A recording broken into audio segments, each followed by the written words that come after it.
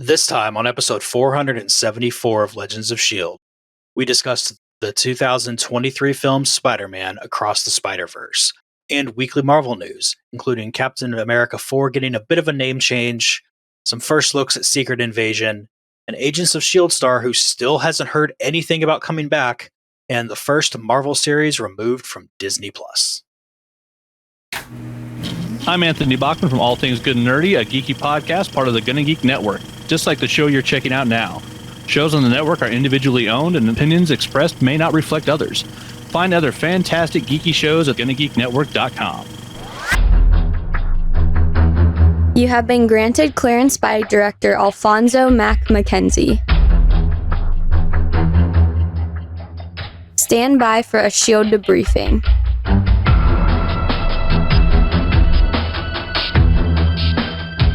All information to be discussed here is classified and may only be discussed among agents granted clearance by the S.H.I.E.L.D. director. And now it's time for your scheduled debriefing. I'm Agent Lauren. I'm Agent Chris.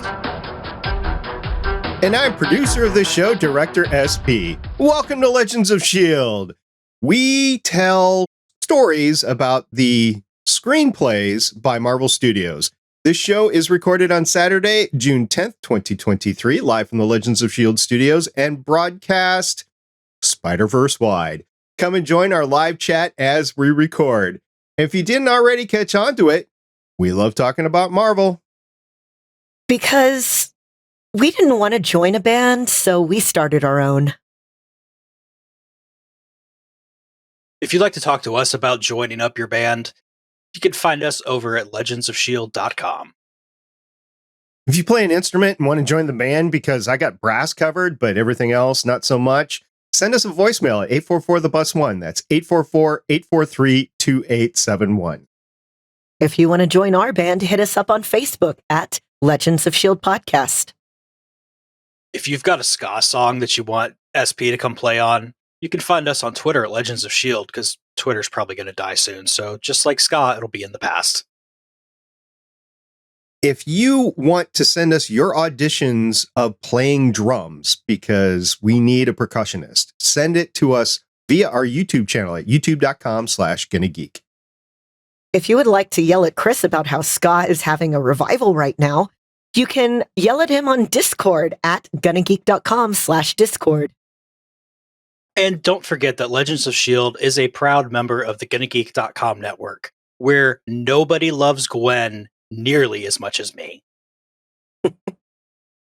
We are missing one of our agents, Agent Michelle, aka Dribbles, is not available to be with us today, but she really wanted to be here, and she has full carte blanche to talk about this the next time she returns with us, which will probably be when we talk about Secret Invasion. More about that later in the podcast. In the meantime, Spider-Man Across the Spider-Verse, you've been saying it wrong, by the way, Chris. It's Spider-Man Across the Spider-Verse Part 1.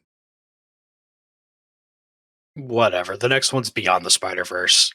I'm just making it easier to say.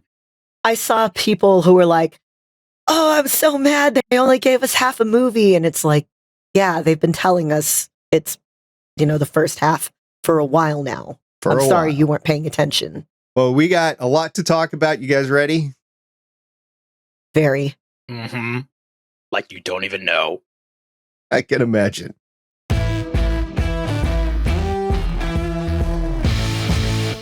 Spider-Man Across the Spider-Verse premiered on June 2nd, 2023. That is 8 days ago as we're recording this. The IMDB description: Miles Morales catapults across the multiverse, where he encounters a team of spider people charged with protecting its very existence.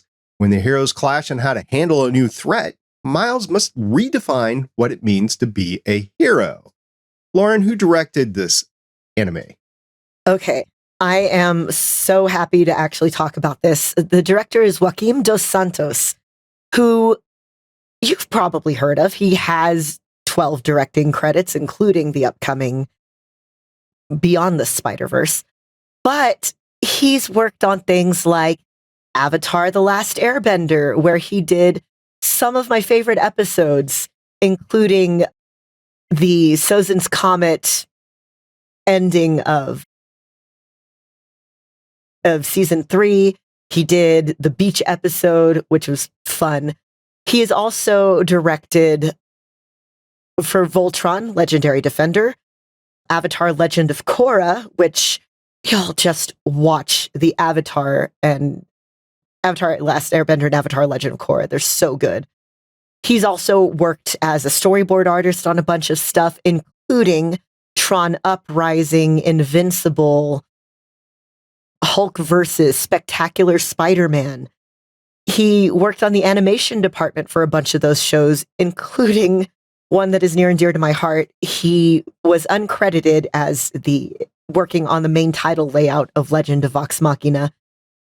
He's just a legend in recent animation, so I'm very, very happy to see him getting this movie, which is amazing. And Chris, we have several writers for the project. Yeah, we have Phil Lord and Christopher Miller, who have worked on a bunch of stuff together. Both of them worked on Clone High, the first and second Lego movies, the first and second Cloudy with a Chance of Meatballs, of course, Into the Spider-Verse, and both of them writing a few episodes for How I Met Your Mother. Phil Lord writing 17 and Christopher Miller writing 2. But we also had Dave Callaham, who you've probably seen some stuff from. Shang-Chi and the Legend of the Ten Rings, the 2021 Mortal Kombat, Wonder Woman 1984, and all 3 Expendables films. So there's actually 2 other directors along with Joaquim dos Santos.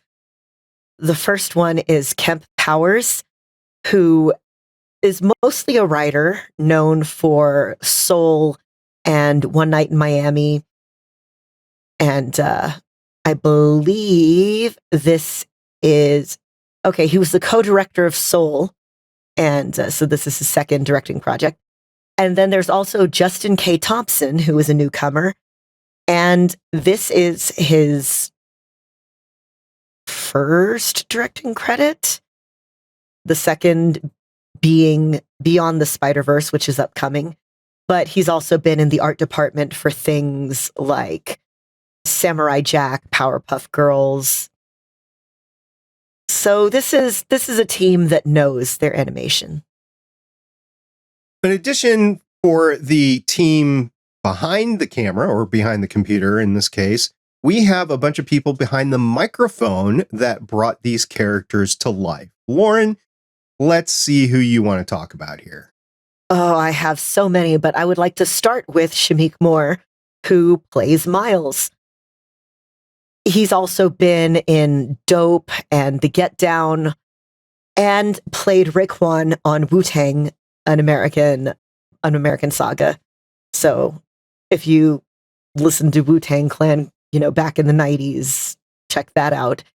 He was also obviously Miles in the first movie. His performance there was good. His performance here, I think, was better. All right, Chris, you had several people that you wanted to talk about. Obviously, we have to start with me and Haley Steinfeld playing Gwen in this movie. I mean, we've seen her live action in Hawkeye as Kate Bishop, but I think just the voice acting here really encompasses how I see Gwen as a character, and I can't imagine anybody else doing this role at all. And I mean, I know when they bring Gwen into live action stuff, they're going to have to get somebody else, but that's going to be really weird. They don't necessarily have to get somebody else. This is the multiverse. You can have the same actor playing multiple different characters. Which is something that I want to talk about. How are we going to get super awesome Gwen Stacy and Kate Bishop team-ups then? I would like to point out that Dove Cameron voiced Spider-Gwen on Marvel Rising. We might remember Dove Cameron from her short stint as a villain on Agents of S.H.I.E.L.D. And she was also voiced in Spectacular Spider-Man by, I'm forgetting, but I can look it up. Okay. Well, the point is that you can do multiple camera angles, and they have people playing evil and good all the time. You just don't want to do it a lot. And I'm guessing that, Chris, you're thinking every scene needs to be both of them. Yes, pretty much. Okay. Lacey Chabert voiced her in Spectacular Spider-Man. Lacey Chabert. There's a name. Yeah, she has done a lot of... Oh, no, she's been doing since, like, Family Guy. She was the second... No, she was the first Meg. Right. Well, Lauren, we have a first in Marvel history. The first person to play 3 different characters. Actually, we have several people play. Okay, so let me just dip in here real quick and name the people in here who have played multiple Marvel characters. So obviously we have Oscar Isaac, who is playing Miquel O'Hara and was also Moon Knight, who was also Apocalypse in X-Men Apocalypse, which I don't blame you if you forgot about it. That movie wasn't great. Karen Sony, who played Pavitr Prabhakar, was also Dopinder in Deadpool. Mahershala Ali was not only Uncle Aaron, he was Cottonmouth in Luke Cage and is going to be Blade in the upcoming Blade whenever that comes out. So there's a few. Right. The reason I say Oscar Isaac is the first, because even though you have Blade, it's not out yet. Matter of fact, the production is halted because of the writer's strike right now. So Oscar gets the first. He's the first with all of the 3 projects that are out.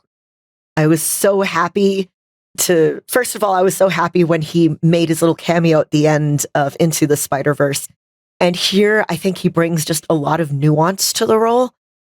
It's always kind of tricky when you get screen actors to be voice actors because sometimes those skills don't translate. We've talked about that before. But he did so well with the serious parts and the angry parts and even the unintentionally funny parts. I'm just so happy. I love Oscar Isaac so much.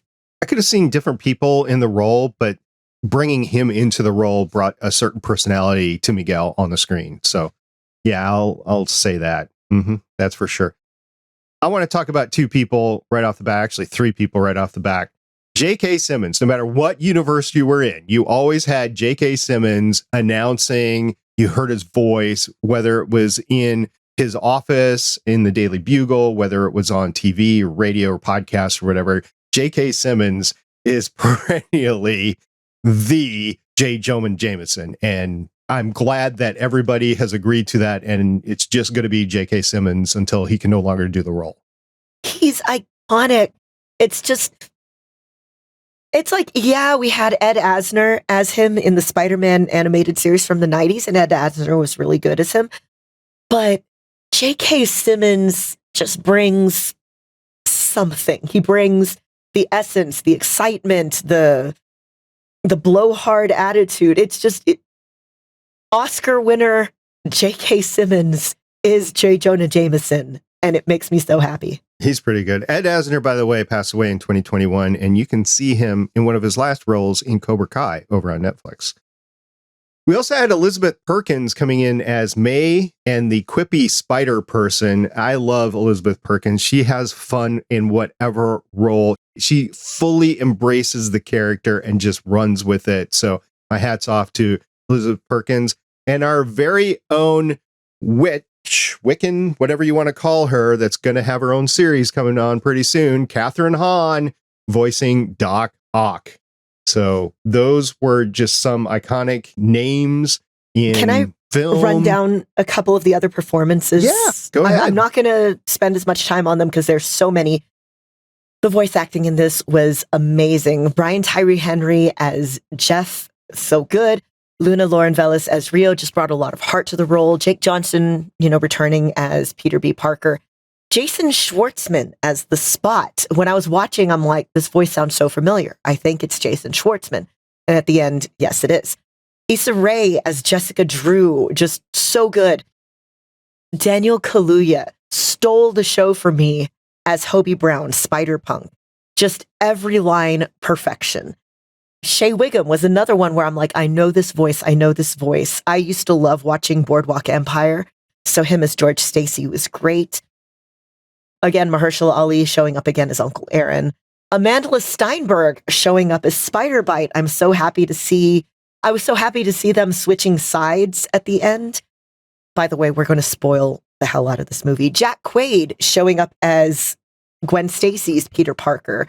Somebody pointed out that all of the versions of Peter Parker that we have shown have been played by Jewish actors, which is great because they finally confirmed it after, years of just hinting. They finally confirmed, yes, Peter Parker is Jewish. Andy Samberg as Ben Reilly, bringing so much humor to that. Just very, the very 90s, grim dark. Oh, I'm so brooding. I loved that. Ziggy Marley showed up as Lenny, the guy at the bodega. We had Donald Glover showing up physically as Aaron Davis because, hey, that's who he was in the Tom Holland Spider-Man movies as an homage to the whole Miles Morales thing starting because of him in a Spider-Man costume. And I want to do a special shout out towards the voice actress for Sun Spider. The whole Ben Reilly thing was pretty hilarious with Andy Samberg coming in. If you don't know Ben's background, the nuances might have been lost Saga. on you. Yeah. Okay, Daniel Perez showed up as Sun Spider, who is the spider person with the wheelchair and the forearm crutches. It was very, very important to me because Sun Spider has Ehlers-Danlos syndrome, which I also have, and was created and written by a Black woman with Ehlers-Danlos syndrome and is voiced by a Black woman who is a wheelchair user. And disability rep is super, super important. Any rep is super important, but disability is one that often gets overlooked because, let's just throw this, able-bodied person in a chair and call it a day. It meant a lot to us in the disabled community, even to just have that small, 3-line segment. Everything about this movie has made me so happy. Chris, did we cover everybody you wanted to cover?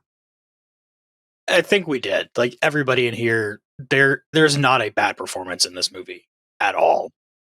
You can go on saying that the first movie, I know people have been saying for years, the first one is possibly the best comic book movie ever made. And that's not true anymore. And the voice actors are a large reason why. We'll get into that in a minute, but now that we're more than 15 minutes in, let's talk about our first thoughts about the movie. Chris, why don't you start? We're following some of the comics so well, and I'm not somebody who's going to sit here and say you have to 100% follow the source material the entire time to make a good or a successful movie. But I think it's really cool when you can do that and still introduce twists and still do things differently and have everything make sense. And I mean, this is just hitting the nail on the head so many times and so hard. It's ridiculous. Perfection. This movie just on every level for me. The voice acting, the writing was just wonderful. The art direction. They managed to merge so many art styles and they did it beautifully. And just it was firing on all cylinders for me. I want to see it again like a billion more times. I'm so excited for this, and I'm so excited for the next one. For me, it was a story filled of world building and multiverses, which plays right into my cards. The only thing missing really was time travel. On the other hand, it had animation that was difficult for a 50-something to follow. I know we're going to disagree on that as we go forward, but I had a real heartburn as I was watching this, trying to discern what was going on. And maybe that's just because of my age. The storyline is definitely targeted to younger crowd, so maybe the animation doesn't matter. But yeah, it was difficult for me to follow. All right, we're going to get into that and everything, but we're going to start by talking, who do you guys think was the main character? I know Chris has an idea.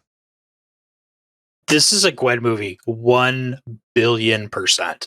Like, I don't care. You can market it with Miles. You kind of have to a little bit, carrying over from the first one. But get all of the Miles crap out of my Gwen movie. This is a Gwen movie. Excuse you, Miles. I think they were pretty much equally deuteragonists in this movie. You can't have one story without the other. We have Gwen with her, whole story about being rejected by her dad and trying to find this new family and trying to find her place and her purpose. But a lot of that is also inspired by Miles. We have Miles whose interactions with his family have been colored by his experiences with Gwen. And we have both of them as like spider people that really weren't supposed to be. It is very much a Gwen story, but it is just as much Miles' story, and it is their story together and about how they have affected each other and how they're continuing to affect each other. And I'm going to talk a lot more about Gwen's bit in a bit. And most importantly, though, their story together without a giant shoehorned, let's make a romantic thing out of this. Both because you don't need that in this kind of movie to make a successful movie, and because I just don't want to hear about it from the comics when it was a 15-year-old and a 20-year-old, and let's keep that out of there too. So here they're both in high school. They're both the same age. We do have them with this, they have a crush, but more than that, they have a connection. And that part's fine. I don't like it when they shoehorn, we have to have a romantic relationship. It's like, okay, whatever. They're friends. It's fine. Oh, I ship them. I ship them hard. For me, the main character was the spider from Universe 42. That was the main character in the whole thing. It was all about the spider from Spider-Verse number 42. Kind of making a joke right now. I agree with Lauren. I think both of them were at the forefront. I think you might even say Miguel is in there as well as a third even protagonist, because he's doing what he thinks is right to keep it all together. Yeah, oh God, I have so much to say about the whole thing about the protecting the canon and how these characters relate to each other and how it relates to the fans outside of the movie. Yeah, I took a direct analogy of the let's keep the canon together to the actual canon of like Marvel out there. And it was like, okay, so what is canon? And I think in the end, it's not going to matter, but we'll see. We'll see with the next one. This was half a movie. It wasn't the whole thing. We get to see Beyond the Spider-Verse eventually after the writer's strike, director's strike, and all that. So I think that I want to say that the recording is probably done. It's just a matter of the animation team. I know they finished production on this 13 days before it was released. So I'm pretty sure that because of all, the beautiful, beautiful animation, that's probably what's going to be taking the longest. Beautiful. But okay, the animation was definitely very vibrant and very in style. It was just difficult for somebody. I actually went back after I saw the second one to watch the first one. The first one had, while it was not just standard animation, it was a lot more static because you could actually follow everything going on. With this one, you couldn't. You simply couldn't. The fight scenes were worse than a Transformers movie. Disagree. That's where we're at. I completely disagree with being able to follow it because I couldn't, and I was trying to. I was paying attention on the screen, and I just couldn't. It was very comic booky. I'll give you that, and it was very in the styles of everything, but it was not anything that you could follow from point A to point B. At least not for an older mind. So, like I said, I think Lauren and I have a big advantage here in that we watch anime, and that is a large part of, I think, the inspiration for the animation of this movie. I also kind of wonder how you felt about the animation on Spider-Punk.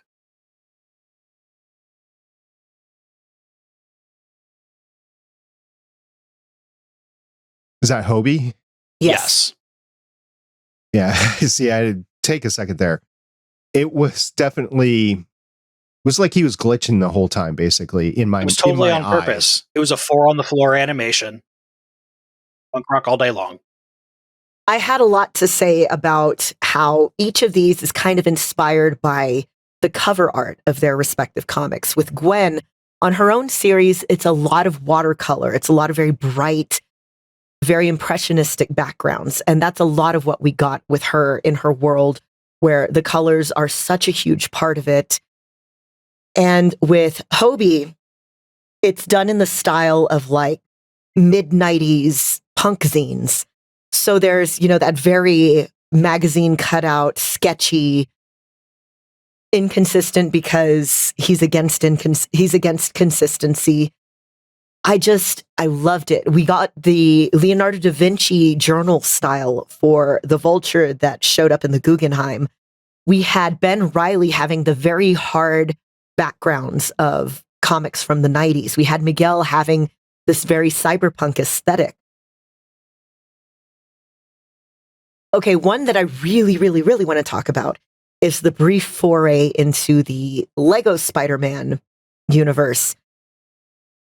That was actually done by a 14-year-old who taught himself.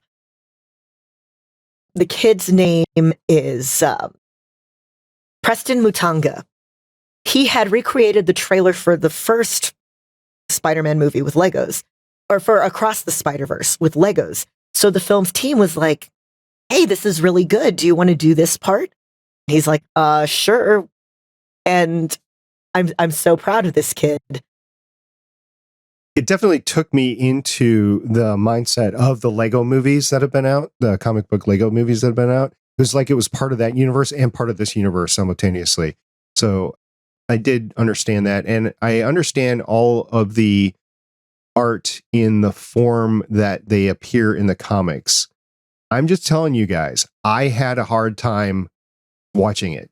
And maybe it is because I'm older and my brain is not working as fast as it once did. It's not making as many connections, but I need a little bit more fluency in my movies in order to be able to follow it. And this definitely was not, just like I can't watch stuff that's too dark either. It's like, I can't see what's on the screen. It's the same sort of thing in my mind.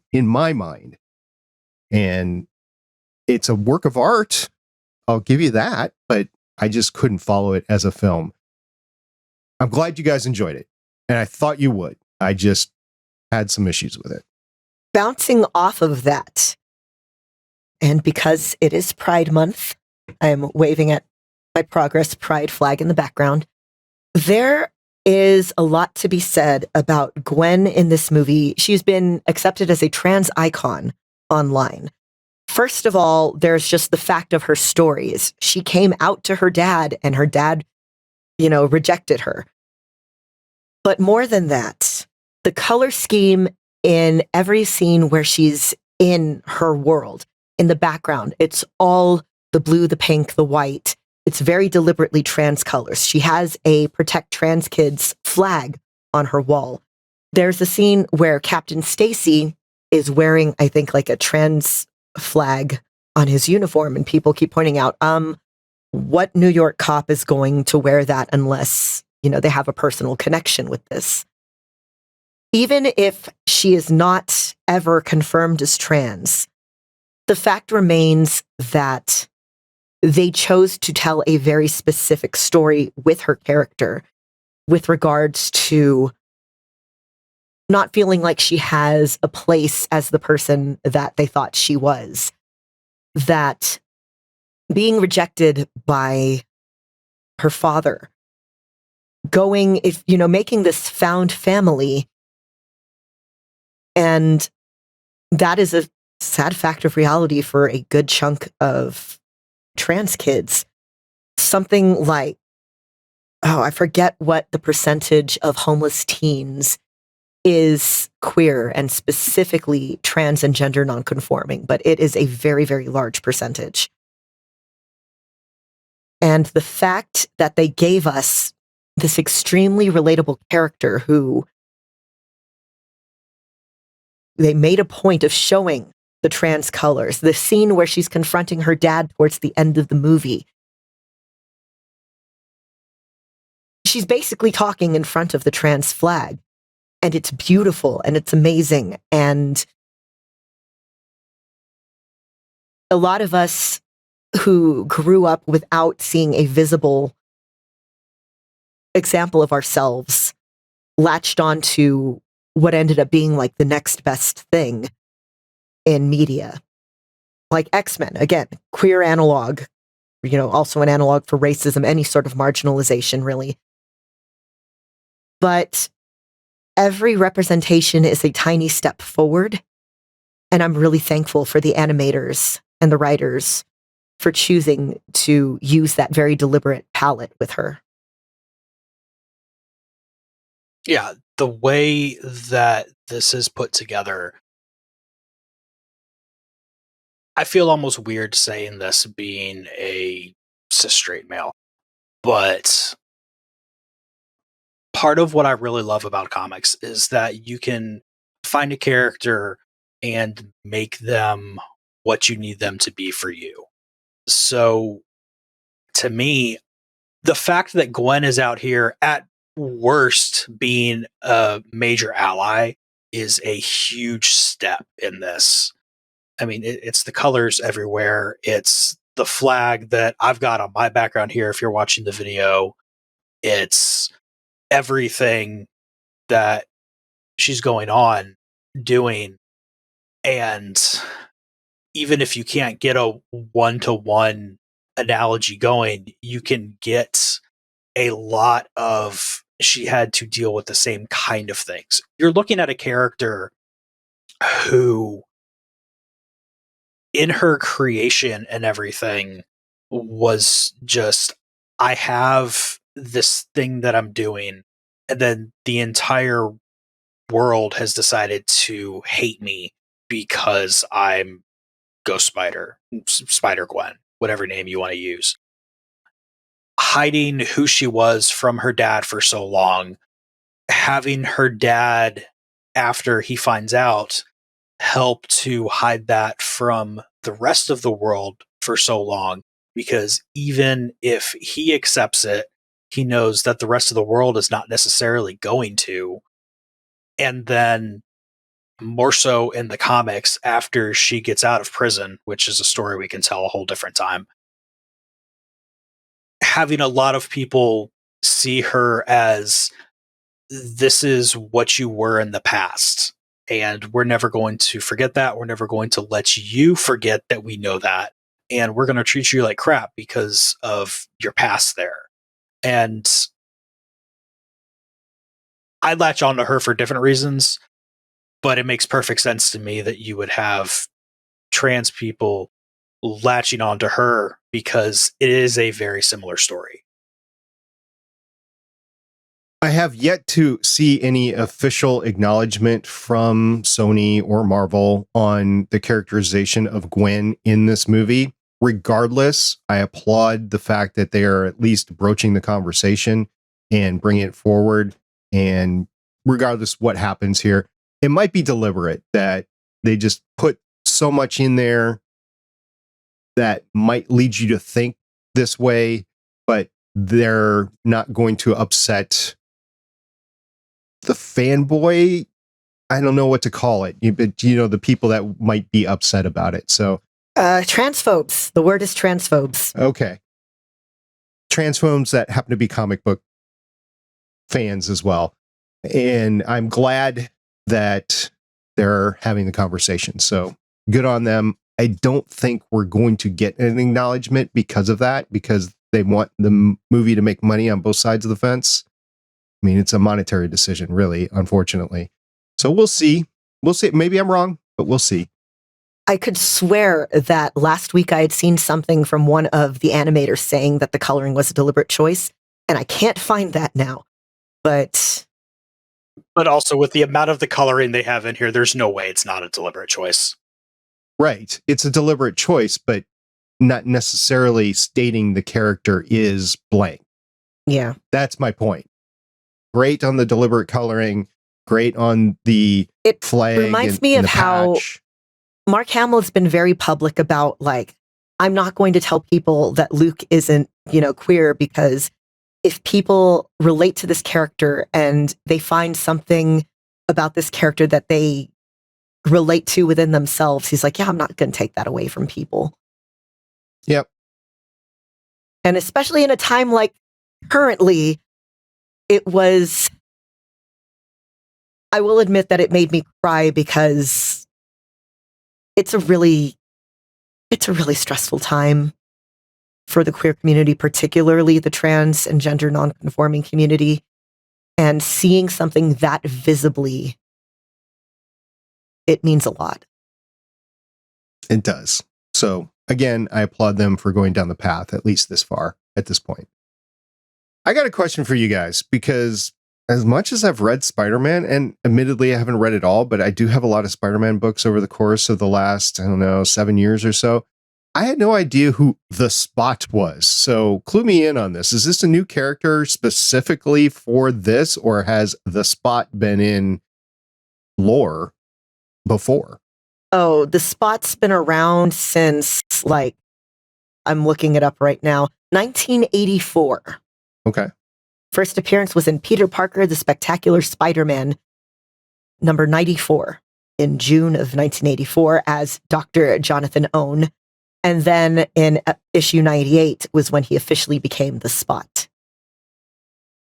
So I think that might be something else that mainstream fans might not be able to immediately relate to the film on, is because they might not know who the Spot is. And by mainstream fans, I'm like on-screen fans, not comic book fans, because I haven't really seen the Spot in anything on screen.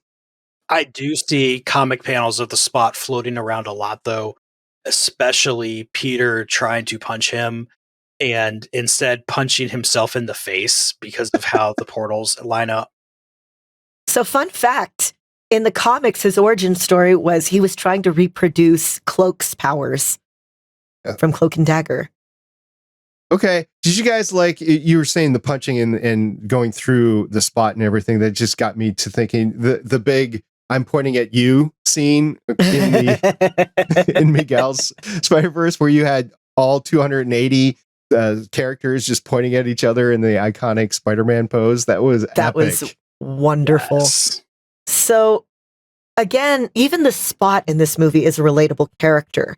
He was a nobody who has been dismissed by Miles Morales as, oh, he's just another villain. He's not.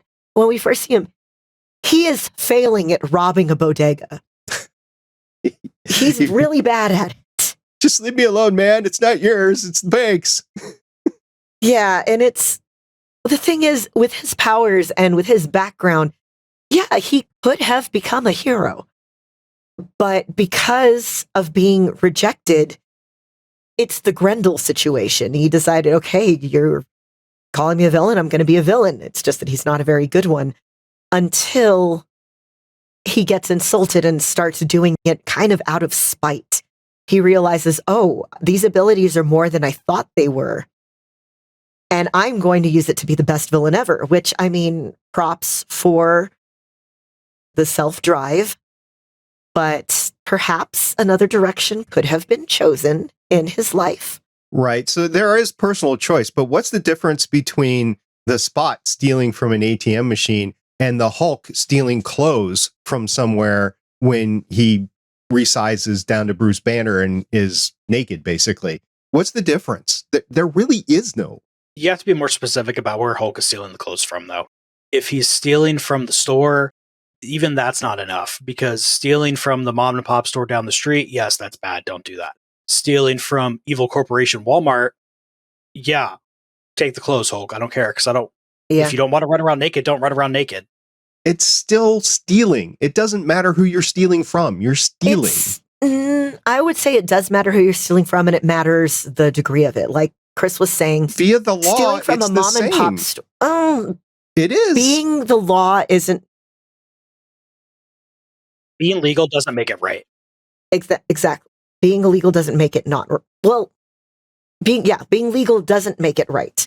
So again, it's you try and rob a mom and pop store, then obviously this is a problem. You are taking from very close to the source.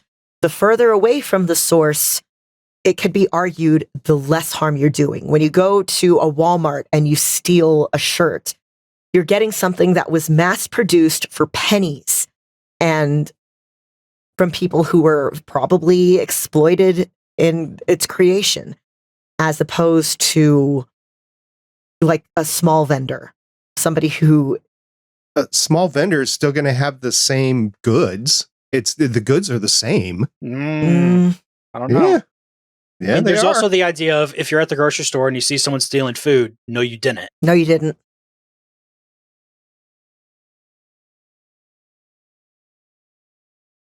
It's the Jean Valjean thing. Is it legal to steal a loaf of bread? Maybe not.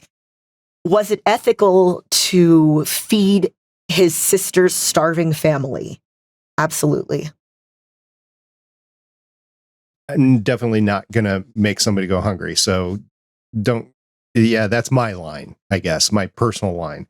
But I will tell you, my grocery stores here just all instituted anti-theft so that it makes it very difficult for you to go out of the grocery store. I personally have nothing to do with other than I shop there, but eat it in the grocery store then.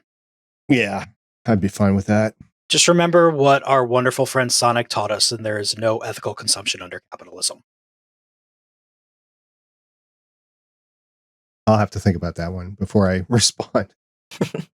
So we did see it was confirmed by one of the animators, I think, that there were 280 spider people in this movie, but there were only about 95 named characters in the movie. That doesn't mean that there weren't more named characters in the movie, but they were deliberately, like, 95 characters spoke, or you knew who they were by, hey, you're so-and-so or whatever.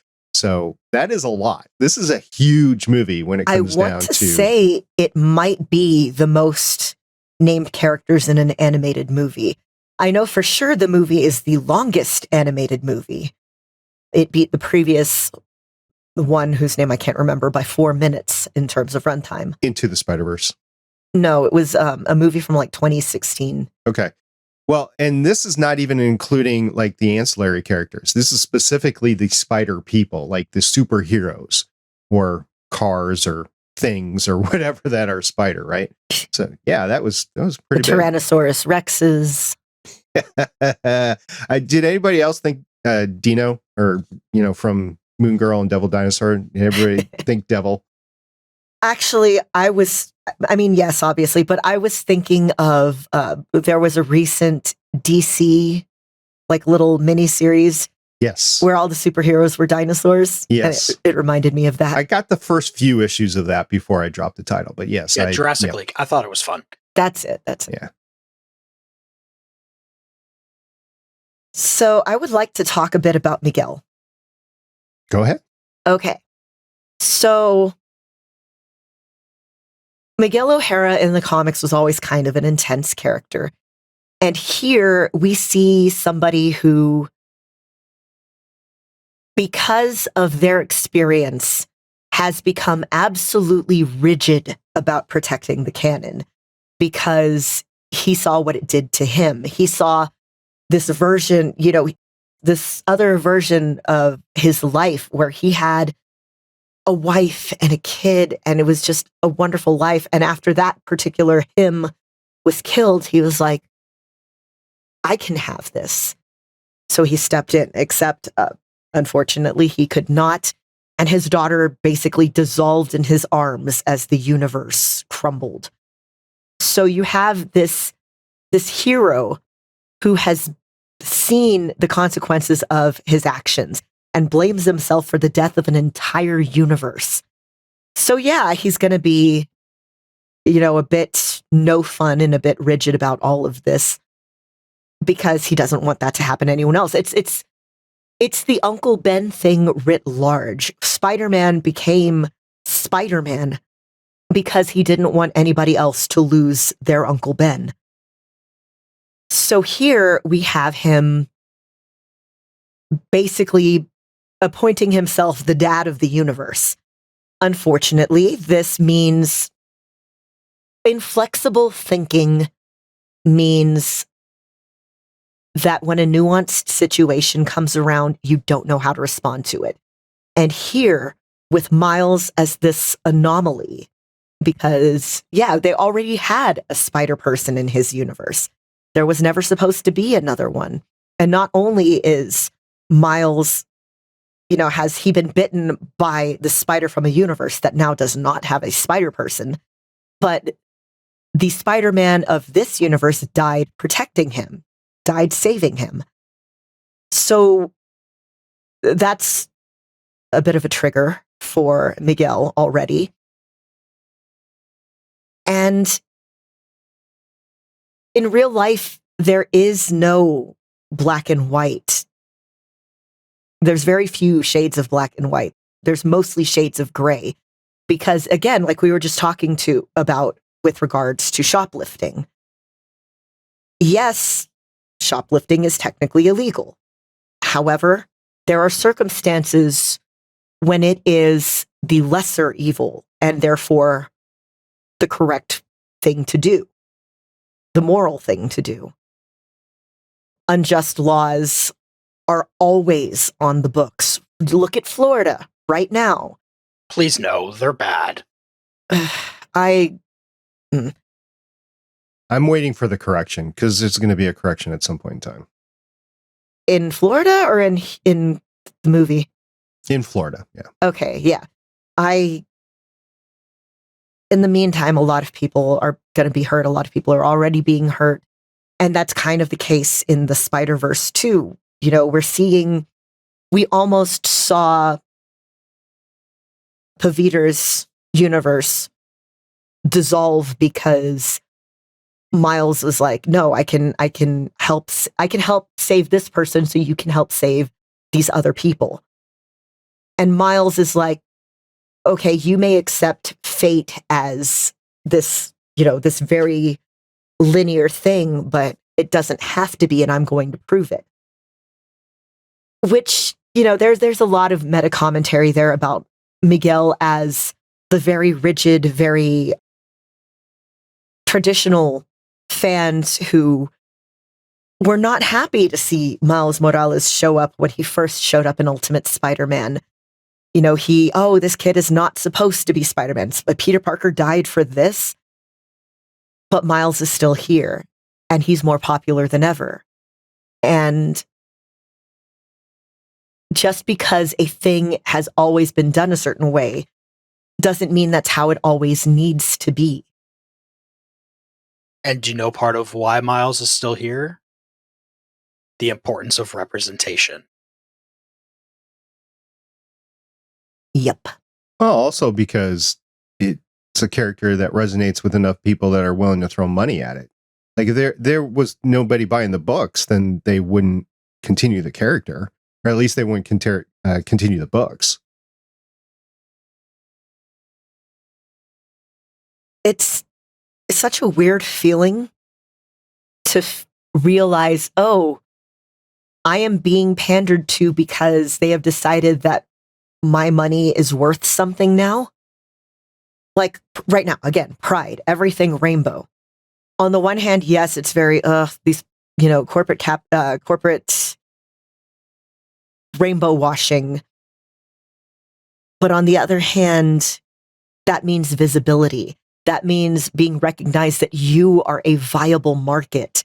That means people accepting that you existing is a fact of life, and that having more representation means good things for them too. It was in my lifetime where we had the first interracial kiss. We had the first same-sex kiss on TV, right? And now in 2023, you're like, okay, well, it's, it's almost normal. But in my lifetime, that has changed. So as you normalize, as you say, as you normalize the representation as you go along, then it becomes a fact of life, and people hopefully learn to deal with it. It could terribly go the other direction, as it has in history, but hopefully it won't. Yeah, we're here. We're not going anywhere. That first interracial kiss was Star Trek, right? Yep. That was Kirk and O'Hara. It's kind of funny you brought that up, because I had a Star Trek thought pop into my head as I was watching this movie. And specifically, it was Picard. And the idea that you can do everything right and still fail. Gwen going through here, when you've got a villain like the Lizard, villains are big and strong and tough, and they can take whatever the heroes are throwing out at them, and they don't ever die because they need to be able to come back later for another story arc to make more money. So Gwen pulling the wall on top of the Lizard like that, I mean, that's clearly the right move. He's attacking people at a prom. It's like nobody's going to question that. Nobody can point to that and say, you made a mistake by doing that. And yet that is what kills her universe's Peter. And Miles going and saving the guy in Moonbatten. Like, nobody can point to that except for Miguel, because he's got his overarching universe mindset. But nobody else can look at that and say, really, hey, that's the wrong move. You shouldn't do that. And yet everything messes up. And a lot of that idea is why I love Gwen as a character, because I can't really look at anything that she has done and say that was the wrong move to make. That was the wrong decision. Maybe there's a few things here and there where it was, hey, if you had known this thing that you learned later, you might have made a different decision and a better decision.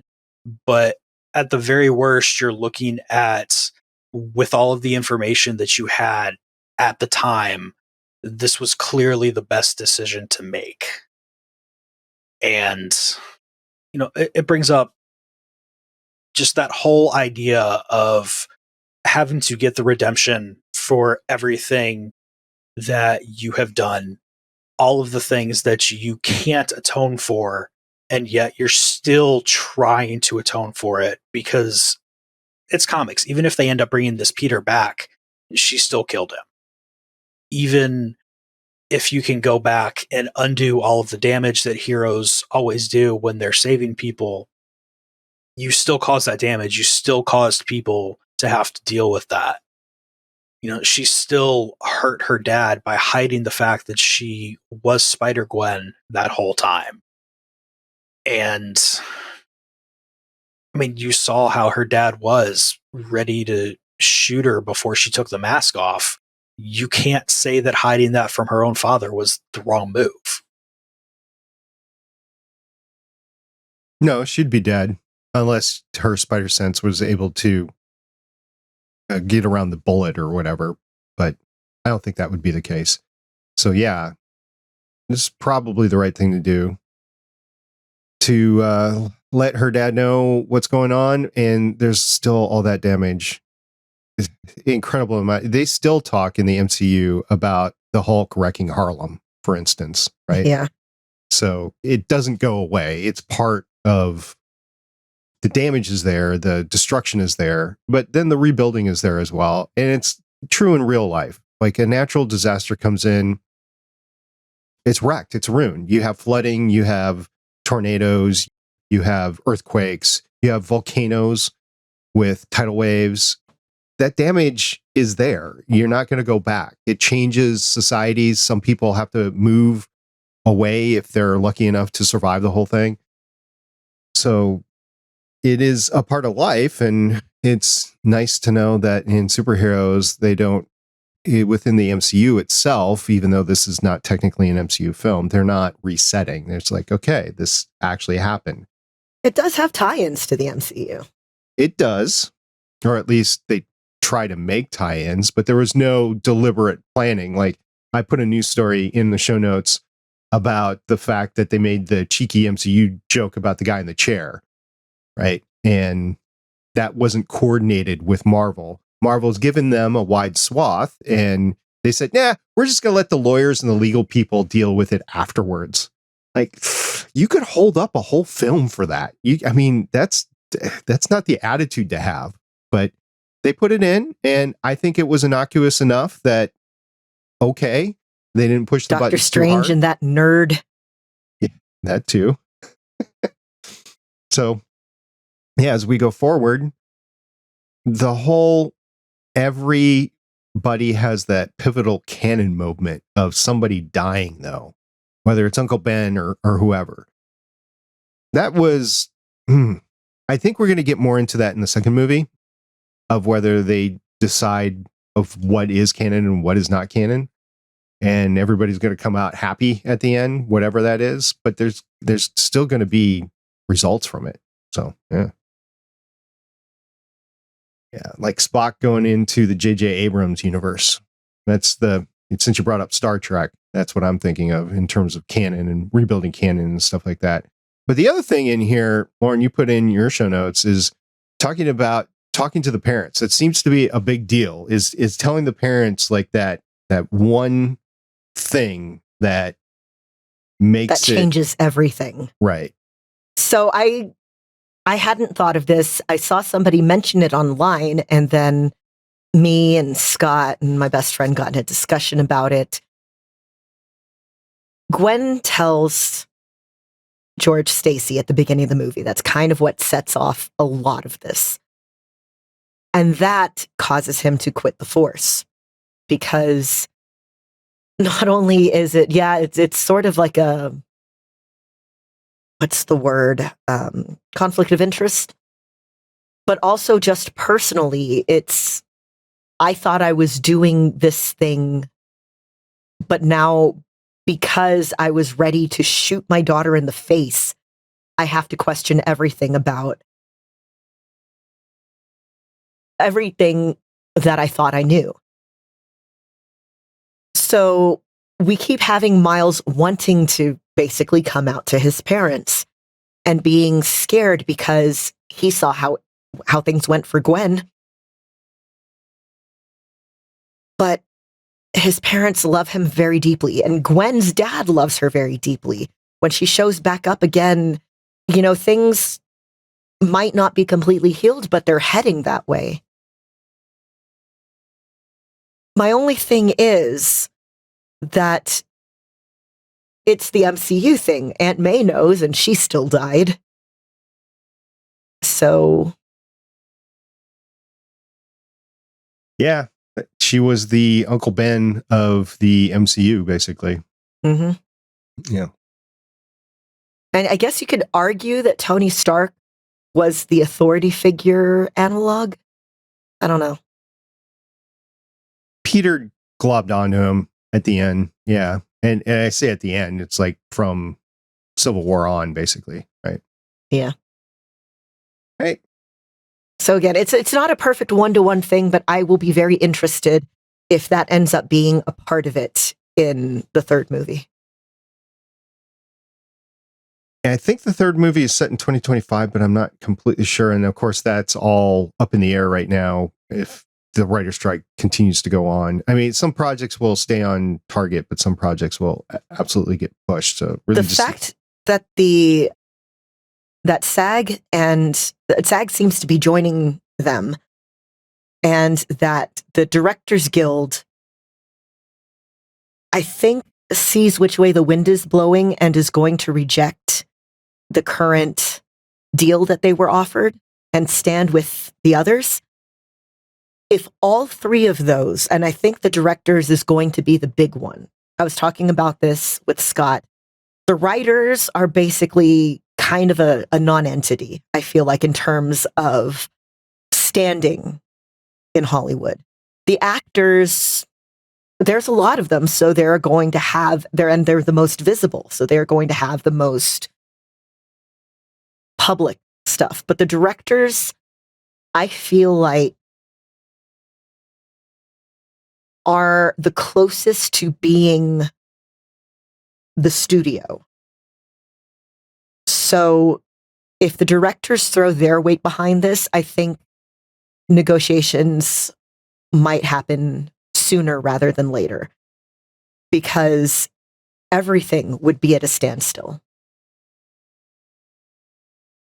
We're just going to wait and see. We're writing this one out for now. We do have some content coming out currently. We're going to be talking about Secret Invasion in a couple of weeks.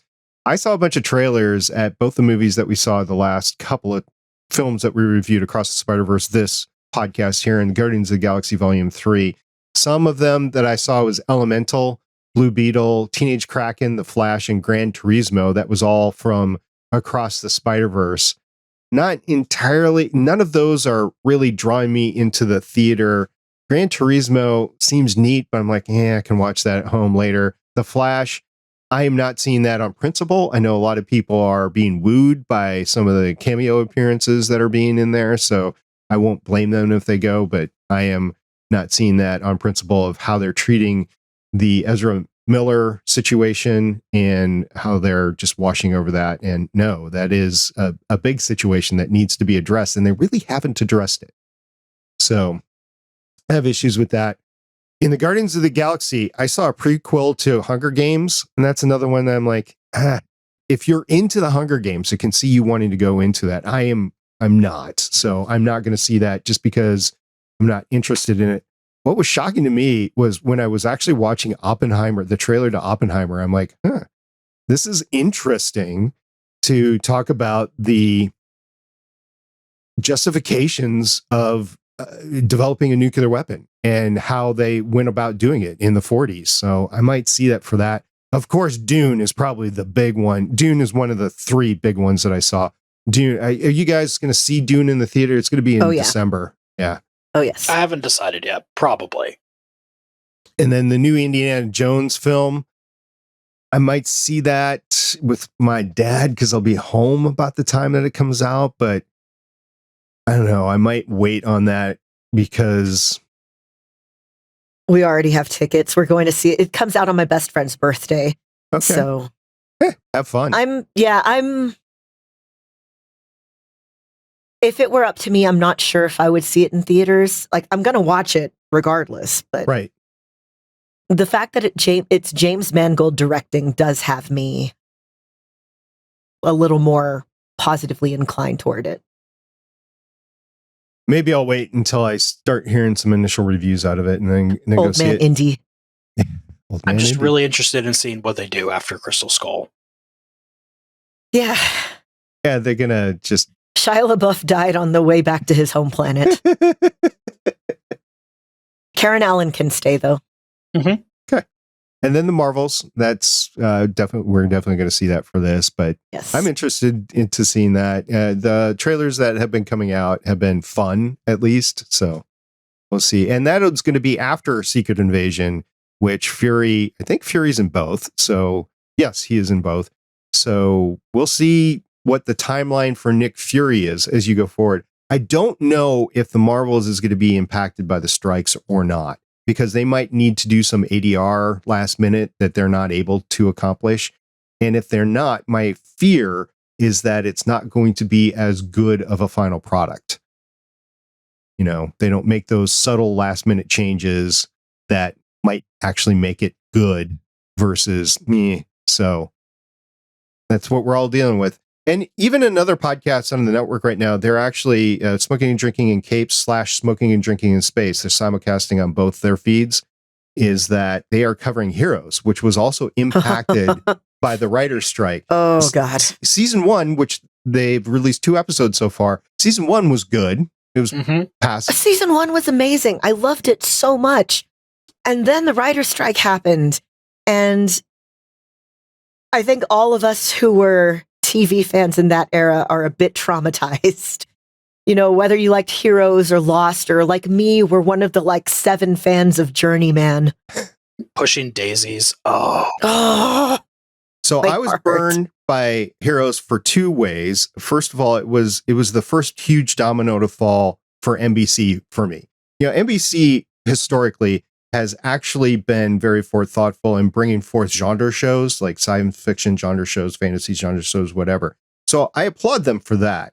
But they came in and trashed them, basically, or canceled them early or whatever. So I have a thing against NBC Universal, which is also the parent company to Sci-Fi. So I refuse to watch anything on them because I know they're just going to do something bad with the series as it goes on. And my other rule, which I think you guys have heard before, of me only seeing shows that have linear TV shows that have a successful 3 seasons before I start watching it. Heroes was one of the big things because I did watch Heroes into the ground in all 5 seasons. I watched it and I am traumatized that I did. I kept saying, I feel like I'm being held hostage by this show because Heroes was the show where I realized, oh, if I don't like it, I can stop watching it. I watched all the way to just about shy of the end. That last season I wouldn't have watched except it had Ray Park and I had a huge crush on him at the time. But even that wasn't enough to save the show for me. It was a race to the bottom.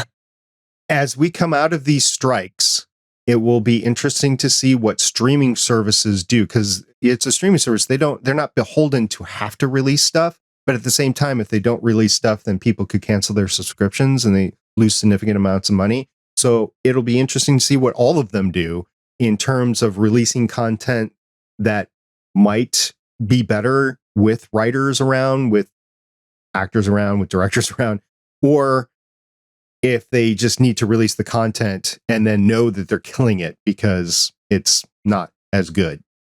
No idea what they're going to decide yet. No idea when this is going to end, but it'll be interesting watching that. And then where do you put your 2 cents as a viewer of, what do I invest my time in, my money in case of streaming? Because you have to pay for it.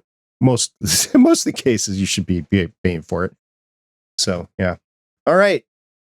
In 2 weeks, we'll be covering Secret Invasion. Do you guys have any last thoughts about Across the Spider-Verse? I obviously have no insider knowledge of where they're going with this, but I did just order the Spider-Geddon Omnibus because I think that's going to be a good move. Of course. And how many Spider-Gwens did you order since you saw the movie? Okay, so from the time we recorded last until this morning, it is 9 new Gwens that are here and a 10th that is set to be delivered this afternoon. So 10. Okay. I keep getting hung up on just how beautiful and well written this movie was. And I want to rewatch it like a billion times and find all the little nuances that I didn't pick up on or just appreciate them again. I'm so thankful we have these movies. I'm looking forward to seeing what they do with the final movie, if they do any course corrections with the final movie. And I say final movie, at least final in the trilogy. I have no idea if they're going to extend it beyond the 3 that they have right now. If I'm Sony and if they make money, I'll be like, okay, we'll do it. But I'm curious if it's set in stone right now or if they're going to take minor corrections or even major corrections as they do the 3rd one. We'll see. I have no idea what they have in store, just like Chris, but we'll see what they give us in, I believe, 2025. I'll have to take a look at that. Okay, guys, you guys ready to talk about some Marvel Studios news? Yes. Let's do it.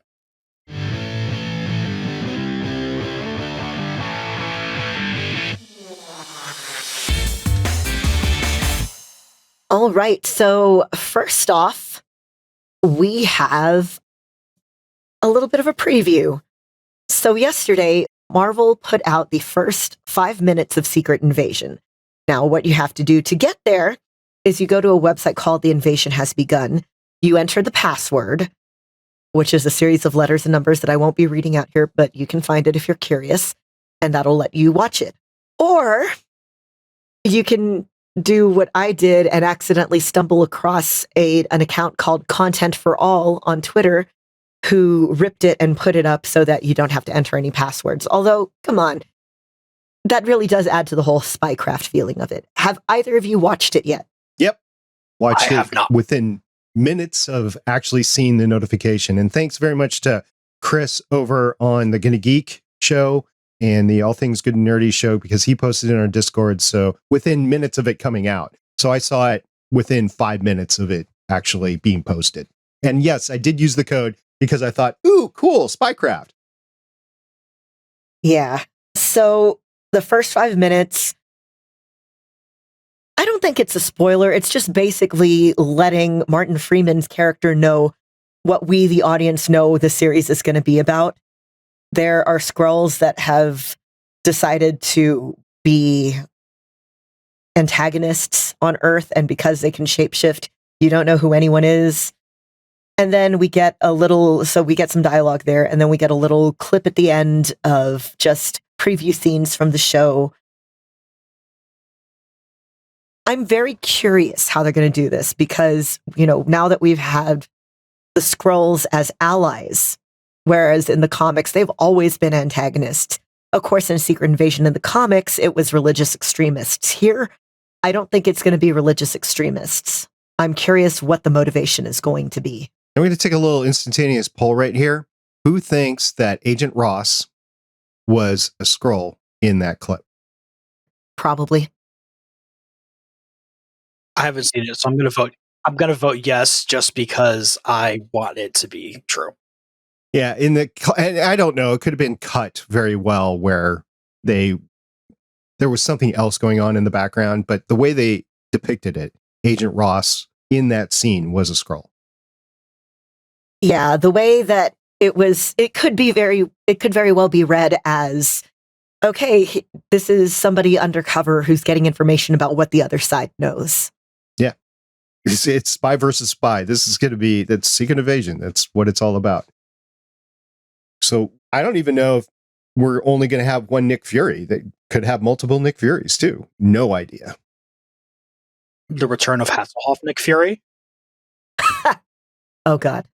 We'll see. We'll see indeed. Chris, we did get some sad news this past week. We really did.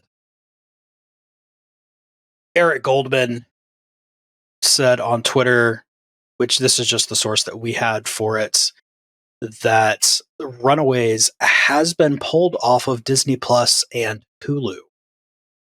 Why this is important is because it's a Marvel show, it's an MCU show that, while it doesn't have huge ties to the rest of the MCU, it is a show that it's just a lot harder to watch now.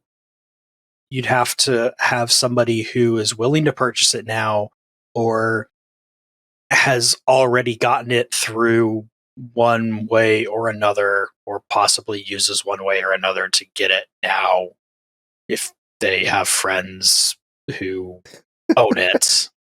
Yeah, the only way to legally watch it right now is to buy it, which is significant because some of the other shows that Disney Plus removed are not available for purchase. Yeah, cough, cough, Willow. I'm very angry about this. And like the first reply up to this tweet is, normally I'm not going to go and read a bunch of replies to tweets and stuff, but the first one in here I think is really important. Any danger of them removing Agents of S.H.I.E.L.D, because that would leave a lot of fans spitting blood.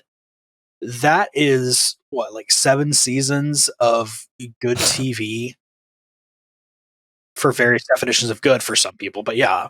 Yeah, you have two factors at work from their decision point. And I always try to put my mind in the decision of the corporation, of the company that's making the decision, because ultimately it's a monetary decision.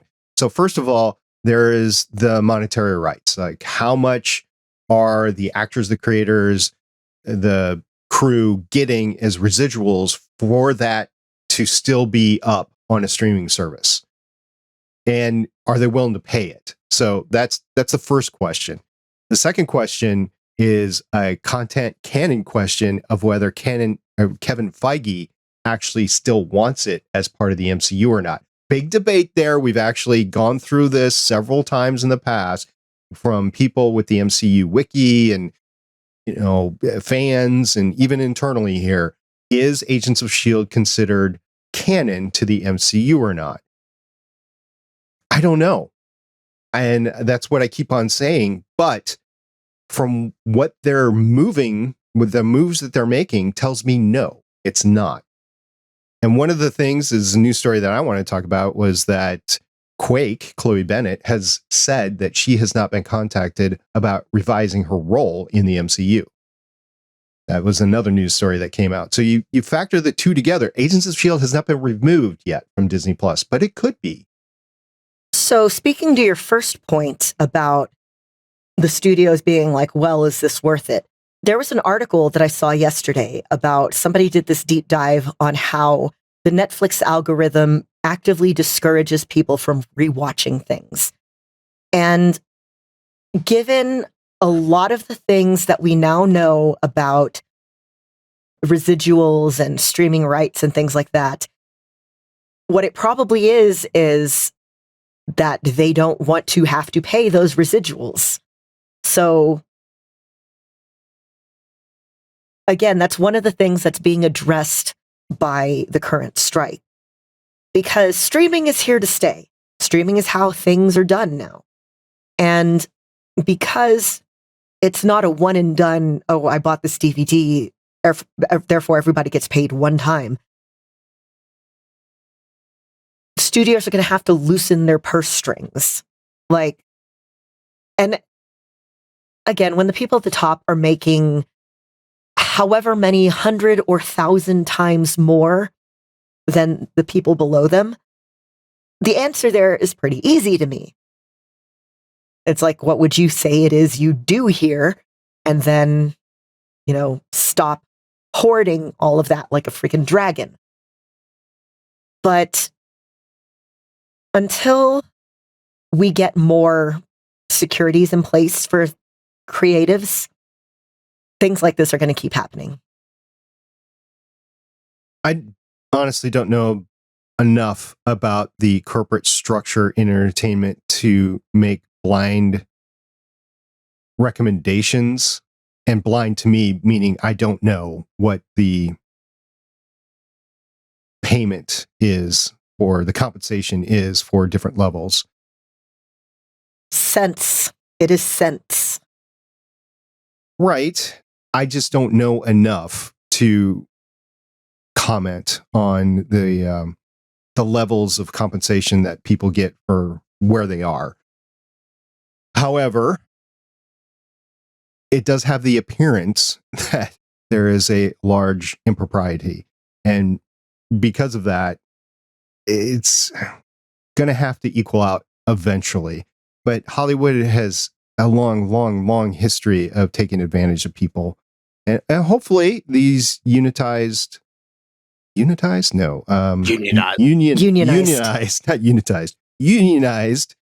efforts will get them better off. And the one thing that I have not heard, you brought up a good point. The one thing I have not heard in this, I've heard compensation for residuals. I have not heard anything about highlighting in algorithms, which I don't even know if they can broach that. If they can, great. But that's going to be hey, we'll give you residuals, but we're going to make sure that nobody watches this sort of thing, right? So they still hold that gatekeeping card. Wow. All right. Yeah. A couple other news stories that came around to our notice is that Amy Pascal, who's the Kevin Feige version over in Sony, she said that she had some Spider-Verse announcements. There's live action series, I believe, for Miles Morales, for Spider-Woman. I don't know which Spider-Woman, but Spider-Woman. And then Spider-Man 4 has been in talk. And then Tom Holland confirmed that he had been talking about it. So I didn't hear confirmation of Spider-Man 4 from Tom Holland, but he said he had a lot of conversation about it. I don't know what the writer strikes are going to do to all those projects. I'm guessing some of these projects that don't make it out of the infancy are just... we've seen it with both Star Wars and with Marvel that they've canceled projects. So I can see the same thing over at Sony too. I'm going to assume that Spider-Woman here is Jessica Drew. They're doing a really good job of any Gwen stuff, new Gwen stuff, being labeled as Ghost Spider ever since you had that character renaming in Marvel Rising. They've really tried to be super consistent with at least having the Ghost Spider name, like Ghost Spider : something. In this film, we didn't talk about it before, but in this film, Gwen is called Spider-Woman. She is the Spider-Woman of her universe. That's what she said. It was not Ghost Spider. So maybe in the third one, they rename it. And that would also be comics accurate there, too, because she was Spider-Woman until she came over to 616 and learned about Jessica Drew. And yeah, I'm not going to do that because that'll be confusing. Yeah. The other thing is that series that we just finished covering, Moon Girl and Devil Dinosaur, they cast Edward James Olmos as one of the season 2 villains, which is going to be good. Molecule Man, which is going to be awesome hearing him. I can't hear it without thinking of this old Conan O'Brien sketch. It was on when Conan O'Brien hosted SNL in like the late 90s, early 2000s. He was the Molecular Man.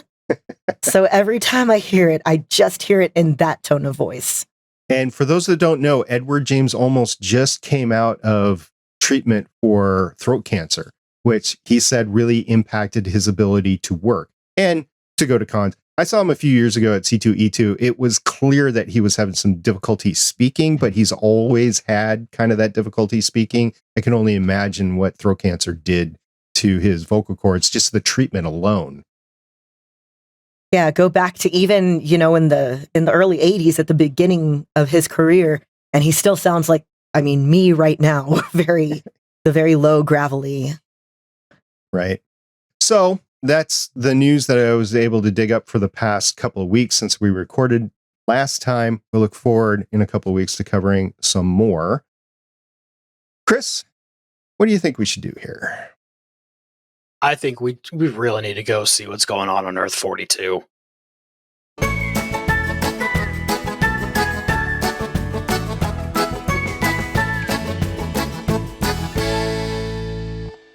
I mean, if I was a spider person on Earth 42, I'd be holding signs and handouts for, have you seen the spider? Have you seen the spider? Have you seen the spider?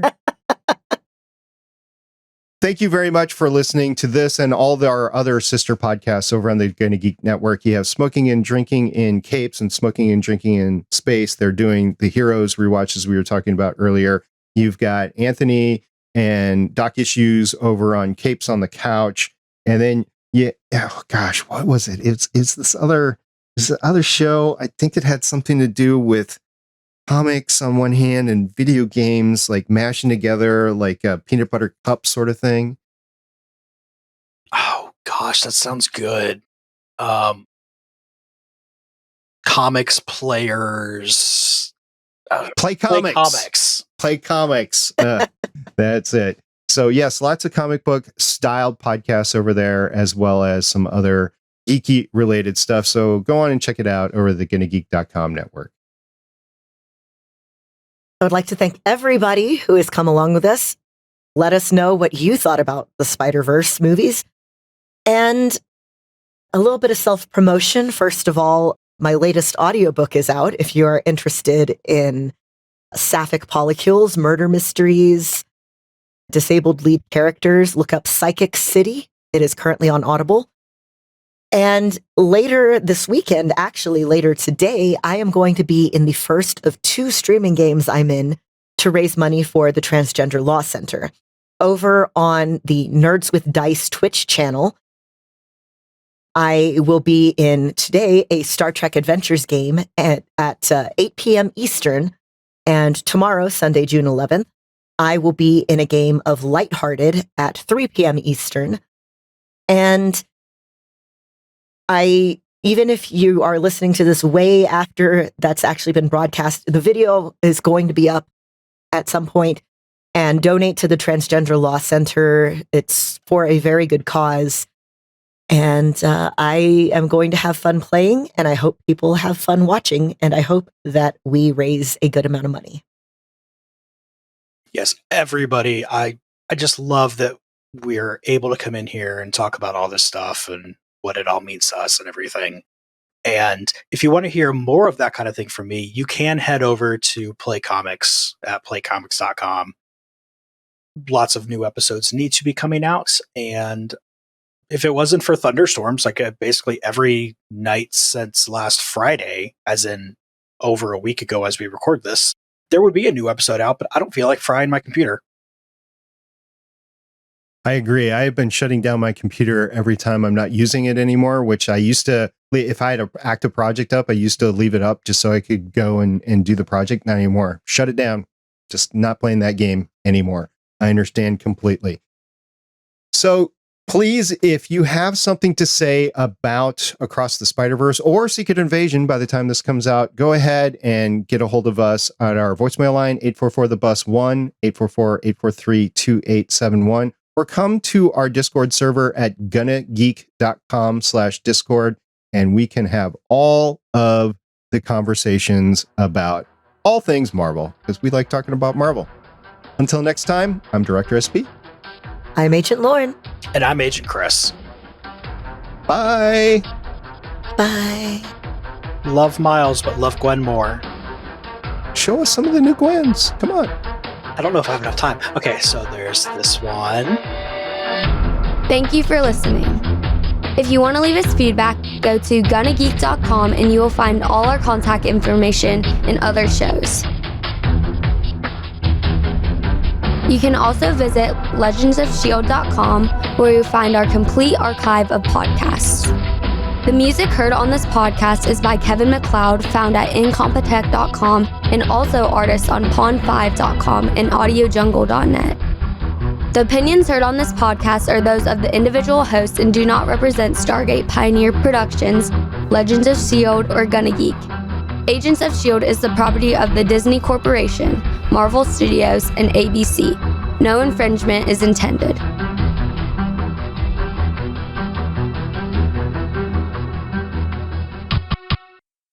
Legends of S.H.I.E.L.D. is copyright 2013 through 2023.